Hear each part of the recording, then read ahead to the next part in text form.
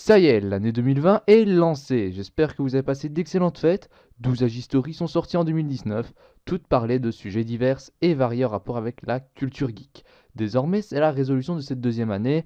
Je retourne aux sources de cette série, à savoir une chronique qui explore les richesses de l'histoire du jeu vidéo.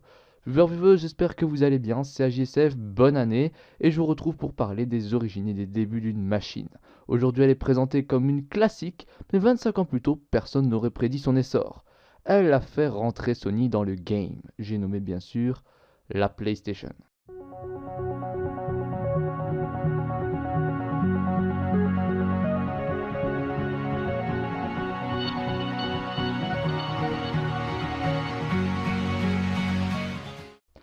Tout part des débuts du CD-ROM en 1985. À l'époque, Sony a pour idée de s'allier aux géants Nintendo. Alors qu'à l'époque on compte toujours sur la NES, Sony se dit que le Super Disc collerait parfaitement à la future console, la Super NES. Qu'est-ce que le Super Disc? Eh bien c'est un concept qui permet d'exploiter les capacités du CD-ROM. À l'époque le CD-ROM séduit avec son support de stockage d'environ 650 mégaoctets. Cependant pour les micro-ordinateurs, qui vont jusqu'à 64 kilooctets, c'est effectivement beaucoup. Avant de faire chacun cavalier seul au début, Sony, Philips et Matsushita vont s'allier pour développer le format du CDI. Ce n'est que plus tard que Sony va lancer son concept de Super Disc. Voilà pour la parenthèse sur le Super Disc. Maintenant, il est important de noter un détail, le processeur sonore de la Super NES vient par exemple de Sony. Donc le futur constructeur de la PS a déjà contribué au développement d'une console de jeux vidéo avant même la sortie de la PlayStation. Il faut savoir que Nintendo envisage d'abandonner la cartouche au profit du CD. Sony est pas loin de réussir son coup, mais Philips va vouloir négocier avec Nintendo pour intégrer son lecteur CDI à la Super NES. Pourquoi Philips plutôt que Sony? Disons que Nintendo, sans que le constructeur japonais ait bien pour projet de rentrer dans l'industrie du jeu vidéo. La collaboration entre Philips et Nintendo sera un échec. Il est important de préciser que tout ça a été fait dans le dos de Sony et que lorsque cela a été révélé, eh bien chez la société japonaise, ça a été difficile d'encaisser le coup. Sony l'a mal pris et compte bien poursuivre le projet PlayStation. Seule est fabriquée non pas une console Nintendo Sony, mais bien une console 100% Sony. Voilà comment tout commence. C'est une équipe d'une cinquantaine de personnes supervisée par Ken Kutaragi. Excusez-moi pour la prononciation. Donc voilà, cette équipe se charge du projet. D'un point de vue hardware, on n'a pas à s'inquiéter pour la future console. En revanche, il y a bien un terrain sur lequel Nintendo est très fort et sur lequel la NES s'était distinguée à sa sortie début des années 80, c'est celui des jeux. Tiens, ça nous rappellerait pas une Agistory sur la N-Gage? C'est pourquoi Sony va négocier en terre japonaise avec des développeurs qui de préférence ne collaborent pas avec Nintendo ou Sega. Et là, on a peut-être mis le grappin sur une pépite, Namco. Le constructeur s'associe avec cette société qui, dans le marché du jeu d'arcade, concurrence fortement Nintendo. La sortie de la console a lieu le 3 décembre 1994 avec comme premier jeu l'adaptation du succès en salle d'arcade du moment, le jeu Ridge Racer de Namco. La console sur le jeu est mise en vente pour environ 200$. Connue avant sa sortie sous le nom de code PSX, elle va prendre par la suite le nom de PlayStation. Plus tard, voilà qu'un autre jeu est annoncé, toujours développé par Namco. Je vais bien sûr parler de Tekken. D'autres développeurs vont nourrir le catalogue de la PS1 comme Psygnosis avec Wipeout, qu'on a tendance à comparer avec F-Zero, le pré-Mario Kart sur Super NES, ou encore Destructor Derby avec un rendu 3D qui montre la supériorité de la bête de Sony par rapport à la Saturn de Sega. Sony va également jouer le gros coup en faisant passer la licence phare de Squaresoft de Nintendo à sa console. Les fans se souviennent peut-être de Final Fantasy VII. En 1997, Microsoft a dévoilé un grand classique que l'on connaît toujours aujourd'hui, Gran Turismo, le jeu le plus vendu dans l'histoire de la PS1, 10,84 millions d'unités écoulées.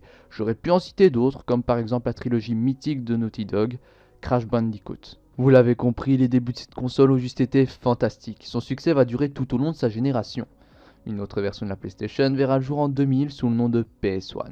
La production de cette console s'arrête en 2006. La grand-mère des trois autres générations a été écoulée à plus de 100 millions d'exemplaires dans le monde. Et le continent sur lequel elle était le plus vendue, eh bien, c'est bien sûr l'Amérique du Nord, vente au Canada et aux USA comprises, avec presque 39 millions de ventes. Et juste après, on retrouve le continent européen où Sony est pas loin des 37 millions d'unités écoulées. La date que je vous avais citée pour la sortie de la console, c'était la date japonaise, la date du 3 décembre 1994. En Amérique du Nord, elle sortira le 9 septembre 1995. En Europe, elle verra le jour 20 jours plus tard.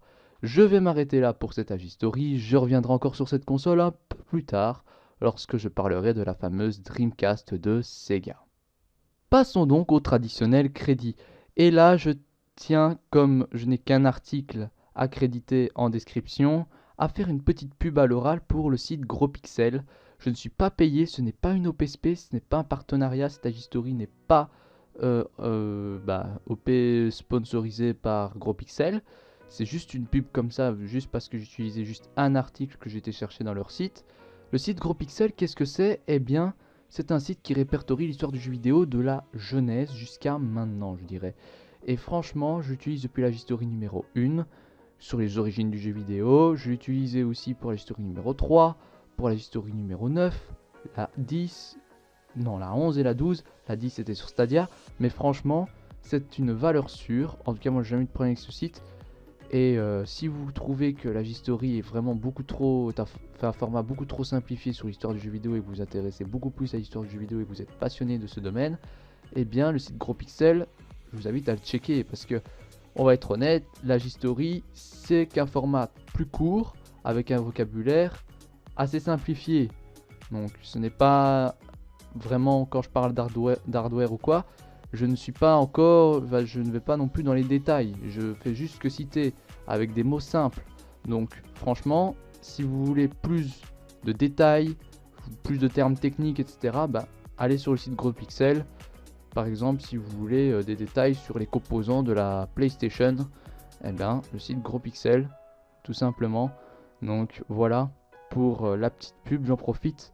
Encore une fois, ce n'est pas un sponsor, ce n'est pas une vidéo sponsorisée, ce n'est pas une OPSP, ce n'est pas un partenariat, je ne suis pas payé pour ça, c'est juste parce que je n'ai qu'un lien accrédité en description et autant le faire à l'oral. Donc voilà, si j'en avais 5 ou 6, là je le ferai pas, ça serait beaucoup trop long. Mais donc voilà, j'en profite pour vous faire cette petite pub.